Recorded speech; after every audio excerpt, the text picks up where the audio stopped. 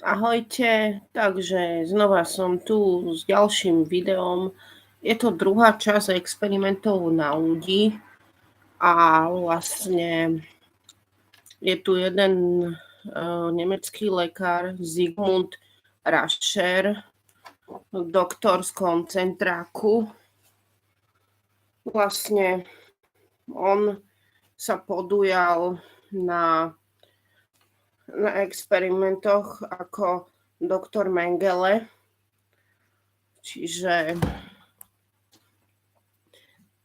on bol nemecký lekár pod patronátom Reichsführera SS Heinricha Himmlera. A tieto nadmorské výšky, vlastne experimenty a mrazením a zrážaním krvi. No tiež to bolo dosť brutál. Takže takéto experimenty sa robili.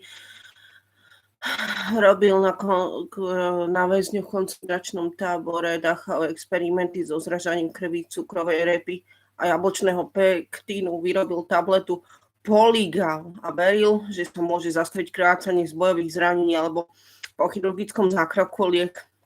Testoval doslova hororovým spôsobom, väzňom nasadil Polygal a amputoval im končatiny bez akékoľvek anestézie, no hrozné.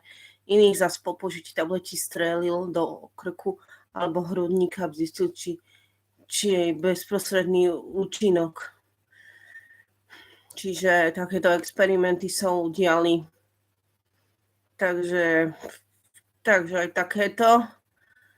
A potom tam boli pokusy so sulfonamidmi. Sulfonamidmi sú liečiva patriace medzi širokospektrálne antibiotika, čo znamená, že dokážu zastaviť rast mnohých baktérií.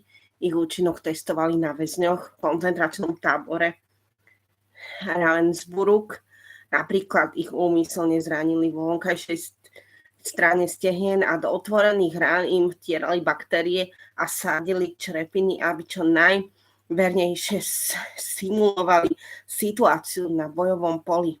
Pokusným osobám zapäti podali spomínané sulfonamidy. Napriek pokroku, ktorý antibiotika zaznamenali v medicíne, väzni trpeli ukrutnými bolestiami, ktoré mali za následok trvalé zranenia i smrť. Čiže dokonca tam bola aj smrť zavinená týmito liekami. Chápete to, že niečo, čo má pomáhať, tak vlastne ono vám to nepomáha, ale ono vám to ubližuje. Ono to urobí také dôsledky. Oni s tom robili také pokusy, že to bolo hrozné. Úplne chore na mozog. Experimenty s mrazom a podchladením.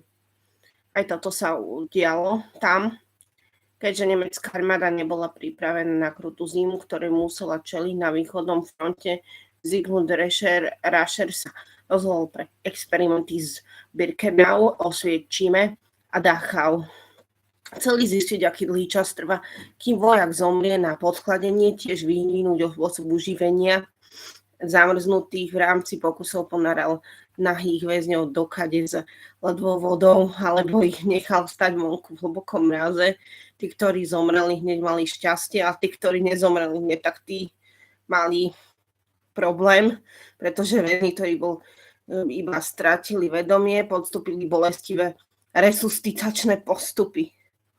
Napríklad ich vystavili silným svetelným lúčom, ktorým spálili kožu, liali im do vnútornosti vriacu vodu alebo ich ponárali do horúcej vody, čo sa ukázalo ako najúčinnejšia metóda. Tak toto mali utrpenie, naozaj veľké utrpenie, ktoré museli teda podstupovať. A teda fakt to bolo trápenie týchto ľudí. Pokusy so zápalnou bombou. priebehu 3 mesiacov roku 1943 až 1944 lekári vykonali pokusy na väzňoch v koncentračnom tábore Buchenwalde, aby otestovali účinnosť farmaceutických prípravkov na popáleniny spôsobené fosforom zo zápalných bomb. Pokusné osoby nacisti úmyselne spálili fosforom, čo bolo nesmierne bolestivé. Sterilizačné experimenty. V rámci programu vyhľadenia nearícov nacistickí lekári uskutočnili sériu experimentov s hromadnou sterilizáciou väzňov v rôznych koncentračných táboroch. Celý spôsob, ktorý by vyžadoval čo najmenej času a peňazí. V jednej sérii experimentov napríklad do ženských reprodukčných orgánov zaviedli chemickú dráždivú látku na zablokovanie vajcovodov. Mnohé ženy zomreli už počas zákroku a tie, ktoré prežili, zabili kvôli pitve. V ďalšej sérii sterilizačných experimentov väzňov vystavili intenzívne terapie lúčom, ktoré im spôsobili ťažké popáleniny na bruchu, krku, zadku alebo na intimných miestach. To tiež bolo šialené. Pokusy, ktorá chcela americká vláda utajiť. Pokusy regeneráciou kostí, svalov či nervov a transplantácia kostí. Vyše roka lekári študovali procesy regenerácie kostí, svalov a nervov. Prostredníctvom experimentov s väzňami v koncentračnom tábore Ravensbrück operácie zahňali odstranenie segmentov a nervov zo spodných častí končatín. Pokusy na kostiach zahŕňali lamanie a ich resekciu a dolných končatín zlomeninám. Však lekári nedali dostatok času na zahojenie, pretože chceli študovať liečebný proces a vyskúšať rôzne liečebné metódy. Transplantácie kosti zahňali štiepenie segmentov ľavej holenej kosti na pravú nohu a naopak. Bolo bolestivé. Experimenty spôsobovali väzňom neuveriteľné bolesti a zanechali trvalé následky. Experimenty vysokou nadmorskou výškou väzňov koncentračného tábora Dachau od marca 1942 augusta využívali na testovanie ľudskej odolnosti vo vysokých nadmorských výškach. Zistenia mali pomôcť nemeckému letectvu. Väzňov umiestnili do nízkotlakovej komory, ktorá simulovala atmosférické podmienky vo výške do 21 km, čo väčšine spôsobilo krutú smrť. Takže toto boli experimenty, ktoré neboli príjemné vôbec. Ne, že príjemné, ani to sa nedá, to je neetické proti lekárskému spôsobu života. Je to neadekvátne. Takže toto som vám chcela len povedať. Toto je druhá časť videa, ktorú som robila ešte pred 2 hodinkami, asi tak.